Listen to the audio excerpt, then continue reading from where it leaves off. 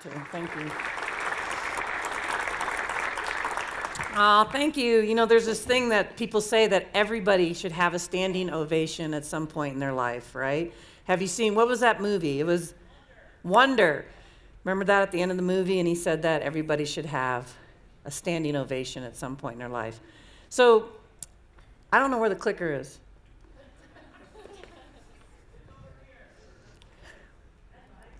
Yeah. That's okay. Thank you. So tonight my topic is an unconventional path to gender equality in sport. And I know it's probably got a little curiosity going up for some of you, like, what is this topic about? I want to preface this talk with the concept that I want you to understand that I'm coming from the concept that I'm 56 years old. I was a female athlete. I went on to become a female coach, and then I was a female coach of coaches, which I still am, and that's kind of come up to equal about a little over 30 years experience in college athletics total. And so that's kind of the filter that I'm coming to you all with when I talk about this topic and how things have felt to me being a female athlete and just a female in our world.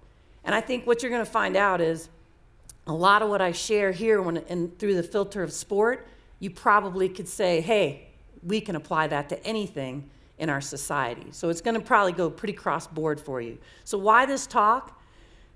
For 16 years, I've worked with college coaches of all sports.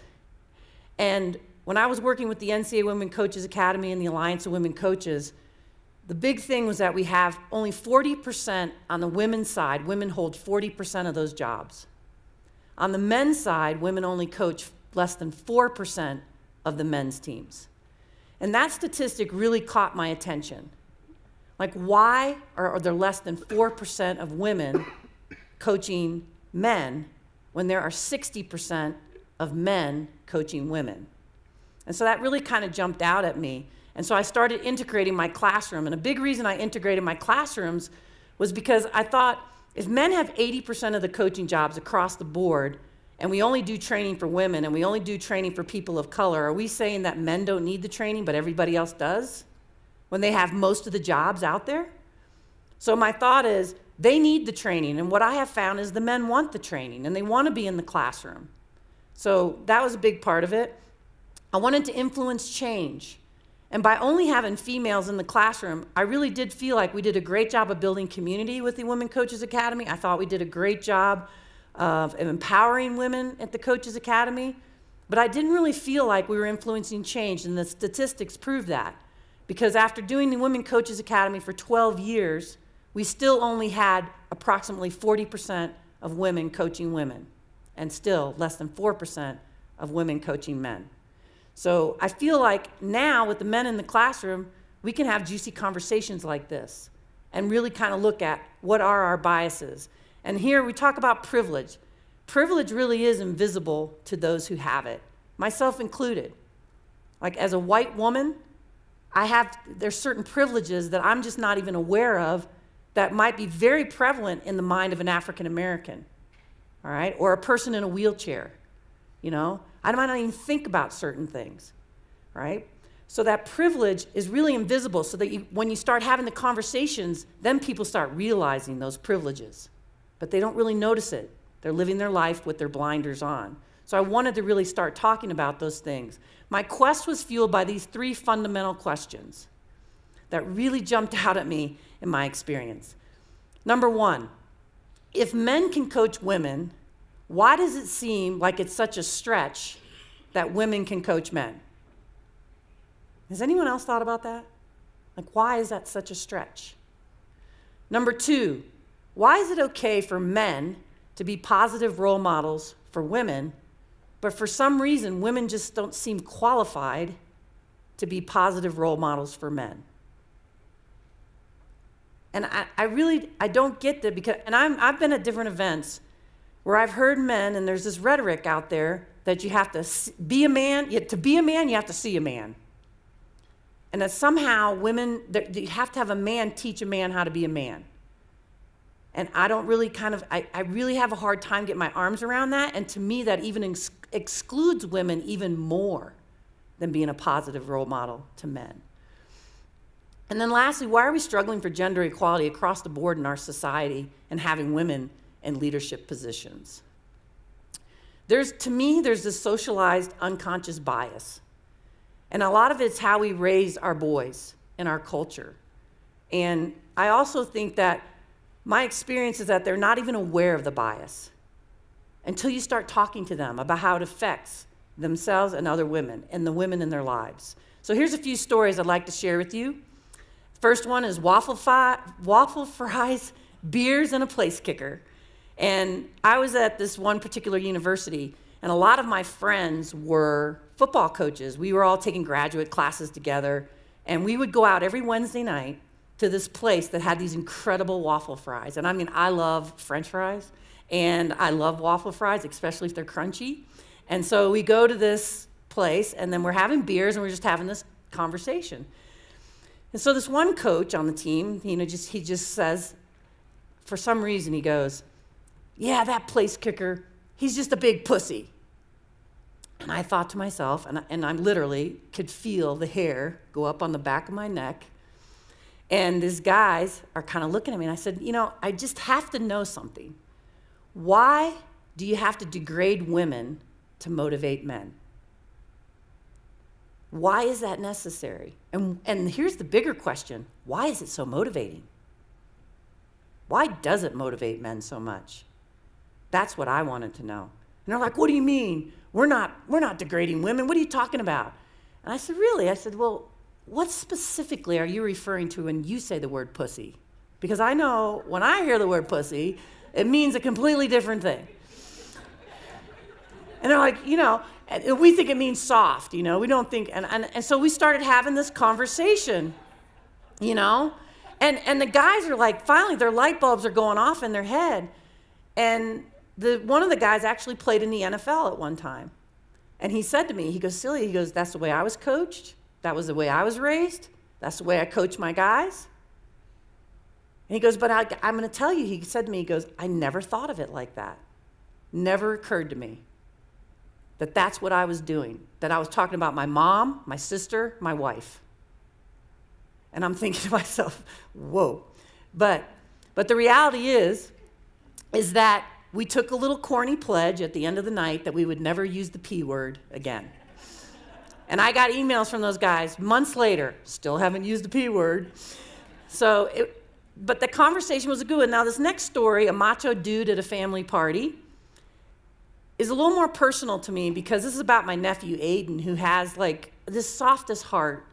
He is like very thoughtful, and he was walking through this party and he was crying. He was like 4 or 5. Now he's like 15 years old and he's like 6'7" or something, but he was really little and he was walking through this party and he was crying about something.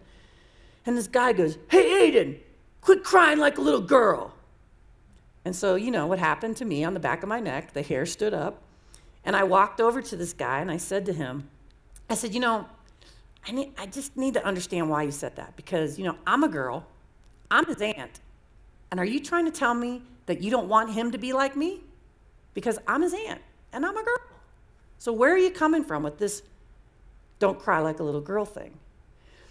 So he, again, says to me, "I never thought of it like that." And he actually apologized to me. And he said, "I'm really sorry, and I'll never do that again." He goes, I just never thought of it.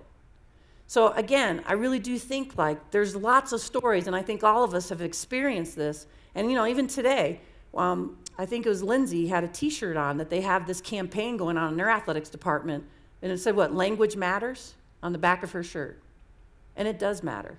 Language does matter.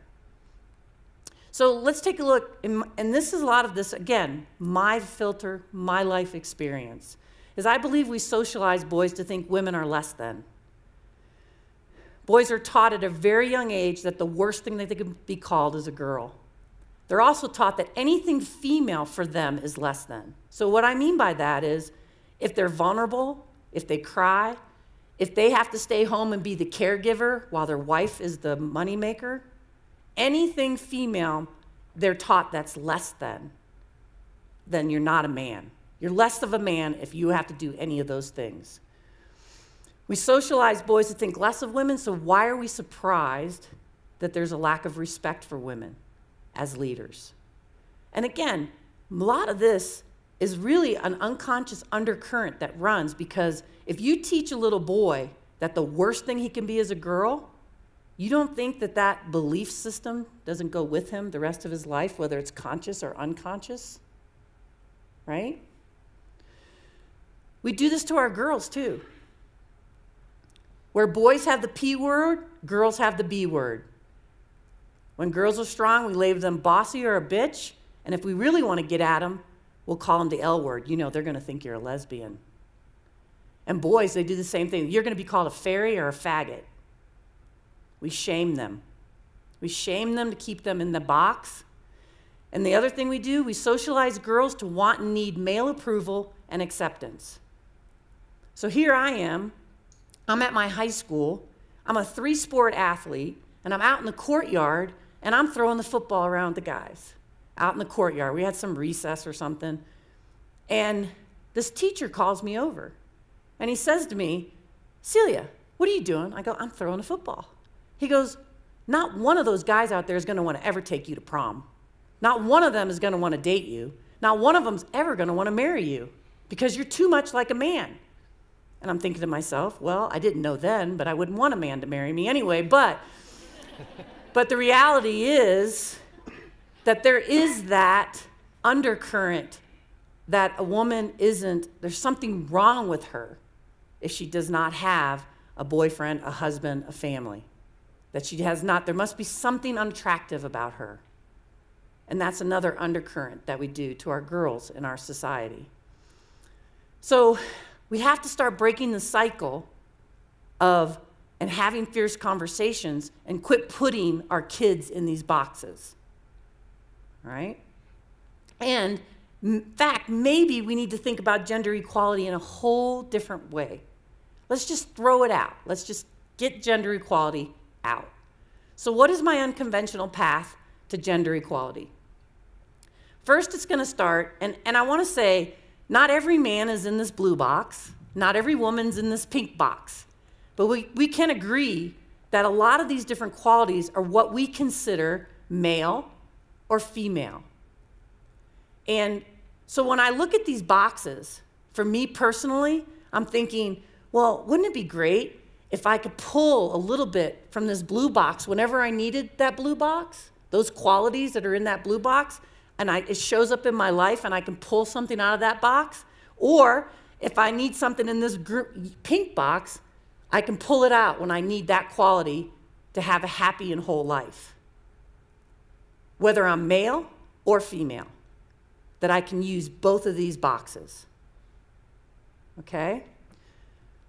So maybe we're looking at gender equality in the wrong way. Maybe instead of women striving to be equal to men, maybe what we should be doing is taking these male qualities and these female qualities and start looking at gender equality as individuals and say, I want to be a healthy and whole person so that when I need to have those male qualities, I can have them. And when I need those female qualities, I can have them. And now I'm a happy and whole and healthy person because I'm able to display, I'm free to display all qualities. Whether they're male energy, male qualities, female qualities, that's what makes me a happy and whole person. If you think about it, if you can't show emotion, you're not being a happy, whole person. If you can't be confident and assertive, you're not living a full life. My goal is to develop both so I can have a more fulfilling life. I want to be confident and nurturing. I want to be competitive and compassionate. I want to be strong and vulnerable. I want to be a provider and a caregiver. I want to regulate my emotions and at the same time be free to have those emotions. Can we agree that it would make us all healthier and happier if we could be free and not be shamed for trying to be ourselves? Whether that is confident, compassionate, caregiver, provider. We need to be all of those things. I'm striving to have a balance of both of these qualities. To me, gender equality means I honor, nurture both my male and female qualities. It's what makes me healthy and whole. And this is going to sound really strong, but I believe we will never achieve gender equality in our world until men are allowed and taught to value their feminine qualities in themselves and in others. Because if men don't value the feminine in themselves, they will never admire and value feminine qualities in women. It just won't happen.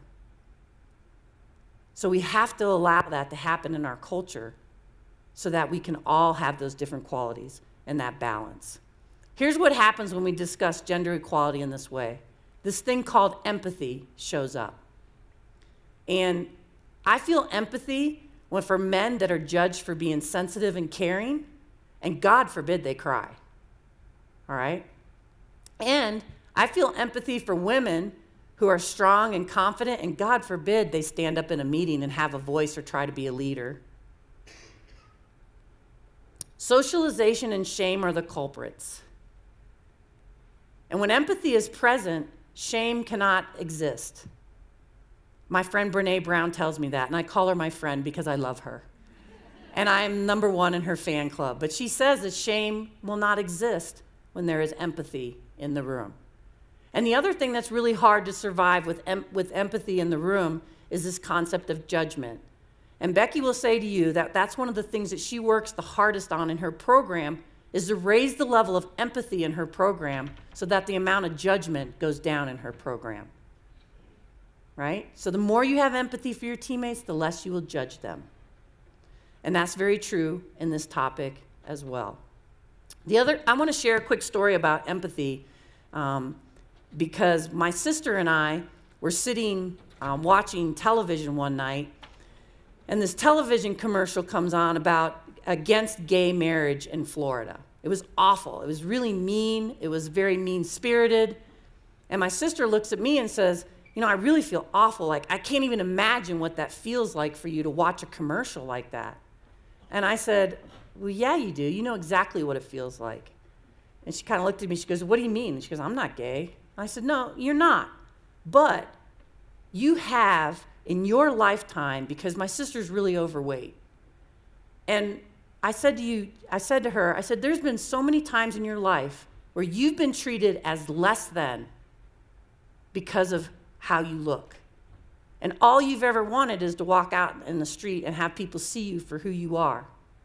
But all they do is judge you for what you look. So I said to her, you don't need to be in my shoes and have the exact same experience in my lifetime, but what you can is you know what that feels like to feel less than. And everybody in this room has felt less than in their lifetime. You know that feeling.